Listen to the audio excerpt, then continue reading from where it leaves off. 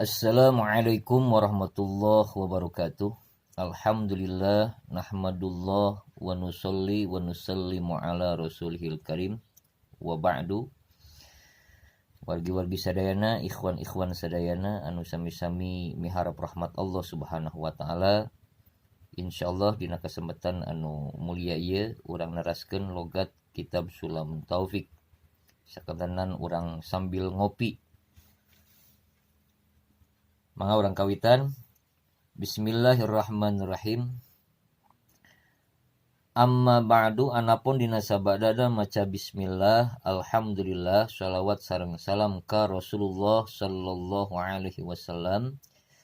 Fahada mangka ieu kitab juz'un latifun eta hiji juz anu alit. Yasaro munga gampangkeun hu kana ieu juz'un latifun. Saha Allahu Gusti Allah Ta'ala bari mahalur Allah. Bima dina perkara yajibu anu wajib. Naon ta'allumuhu ngajarkeunana ieu perkara. Wa ta'limuhu jeung ngajina ieu perkara. Wal amalu jeung ngamalkeun bihi kana ieu perkara. Lil khosi pikeun khususna jalma. Wal ami jeung umumna jalma.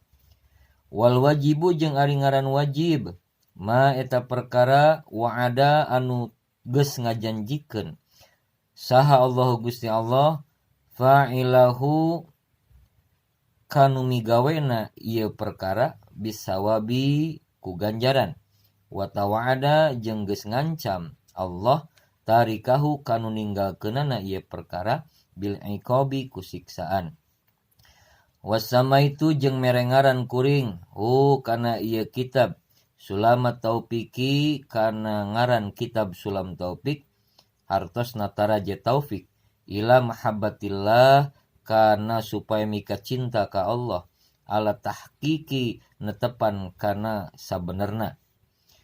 As'alu nyuhunkeun kuring Allah ka Gusti Allah al-karima anu maha mulia ayyaj'ala kana yen ngajadikeun Allah zalika kana ieu juz'un latifun minhu sumping ti Allah walahu jeung karna Allah wa bihi jeung kana mika cinta ka Allah wa ilaihi jeung balik ka Allah wa mujiban jeung anu jadi cukang lantaran lil qurbi kana caketna ka Allah wa zulfa jeung nambih-nambih caket tur naik darajat ladaihi disandingan Allah wa ayyuwafiqa jeung mugi yen jadi pituduh kana kasaean